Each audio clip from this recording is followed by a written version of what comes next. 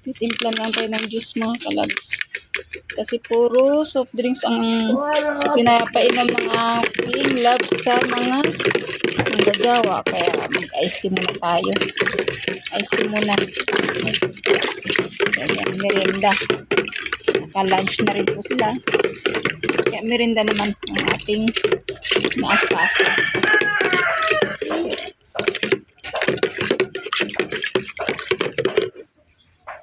at ang kanilang merienda. Supas. So, mainit na supas mga kalabs. Kanilang merienda.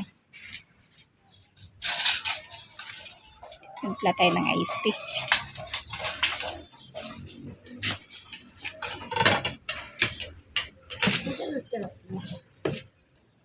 So, yan. Kunti pa lang yelo. Ilagyan natin yelo.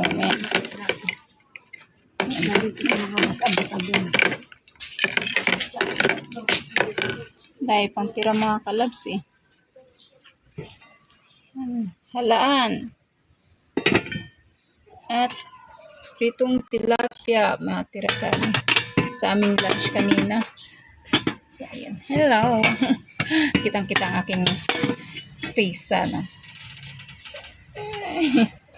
And pritong Gigi. Yan. Aking partner sa mga gulay-gulay. Tsaka pang long life. Pwede yan sa merienda.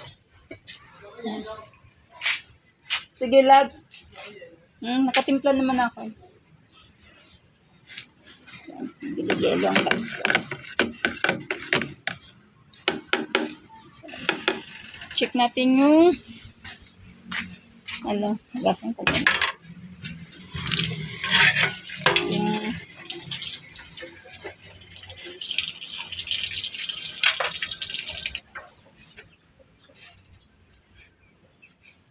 Ito yung pakbit.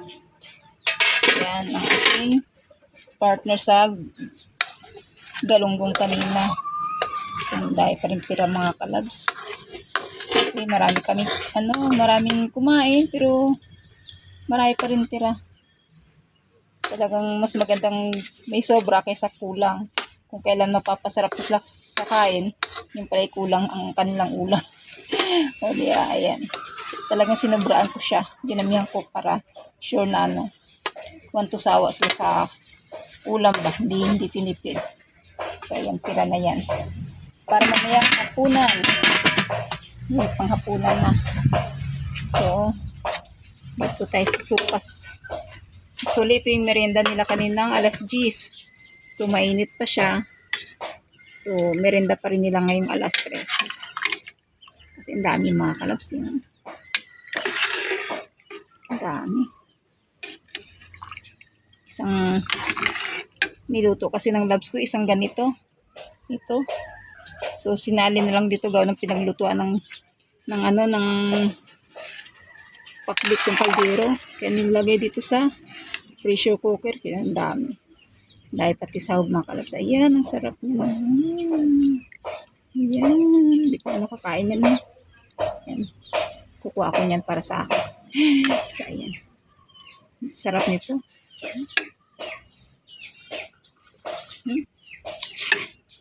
Makrema. Magatas. 2 gatas ba naman nilagay ng labs ko dyan? Di ba siya sasarap? Ayan. So, prepare naman kami para sa merienda alas 3. So, antay lang natin yelo. Wala pa yelo. Bumili pa ang labs. So, ayan. Ready to, yan. Pasok sa loob ng bahay. Nakapagugas na. Mamaya ipapasok ko lang sa bahay. So, yan ang 2 rice cooker. Puro kanin. O, diba? Talagang tinudo natin mga kalos para hindi magutom ang ating empleyado. O, diba? Sobra pang kanin. So, gumagawa na naman sila. Sobra pa yung kanin. Hindi naubos ayun. Isang kanin pa sa isang rice cooker. Malamang di rin ito naubos ba? Charan! Aba, may konti pang mga kalos. Hindi na gutom ating matrabahante at hindi sila madadala. Ang yelo ang wala na. Kasi sobrang init kasi mga kalabs. Sobrang init. Kaya yun. Ubos ang yelo at saka tubig. Yan, ubos ang ating tubig. Ano pa tayo? Pang yelo. So ayan, nakabili ang labs ko na isang pakitak na yelo. Ano to? Mataw. Ano nga daw to eh. Sabi ni Choy, matamis. Matamis daw to. Tapos pag ginagawa niya, dinadagdagan niya lang ng tubig pag nabawasan. Ilan ba to? Dalawa? 2 litro pa. Dalawa? Eh, ganun daw tinta ni Choy. Eh, matamis pag nabawasan, dinadagdagan niya daw ng tubig. Kasi matamis daw. Tikman mo rin, oh, kung anong lasa. Tikman natin.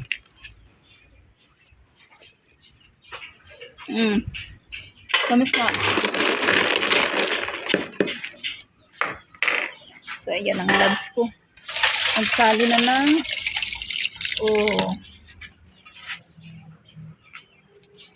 salin siya ng supas tas pang merienda. Wala na pa alams. Wala na pa dyan. Ito? Wala, natiran na ako. So, ayan. Pero isa. Hindi pa ako nakatikim pa. Pero isa. Ayun ako pa. Huwag na natin sila bigyan ng paa. Hindi. Kasi kumain na sila pa kanina. Dami pa. Gusto ko ng paa. Kasi ang paa is may collagen. Kaya masarap ang paa. Okay na, baka mag-away sila. Mag-away sila sa isang paa. Hindi, alisin nga yung paa. Yan, dami kasi ate balunan. Yan, okay na yan.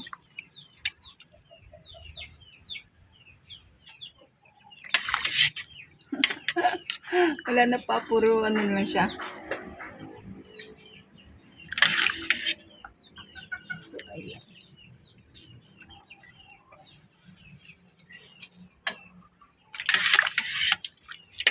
Wala na puro na lang siya. Atay,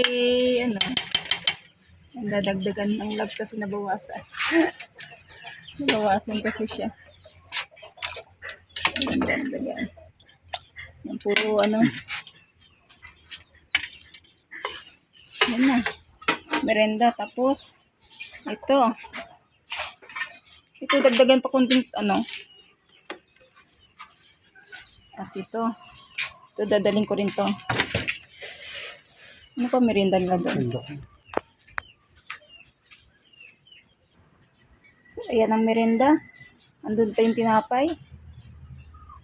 Yan ang dadali natin sa kanila.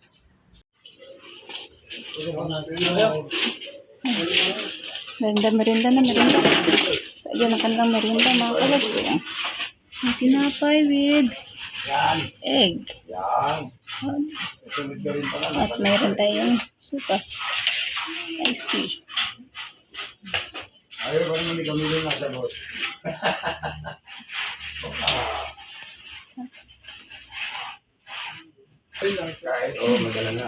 May mangga pa sila.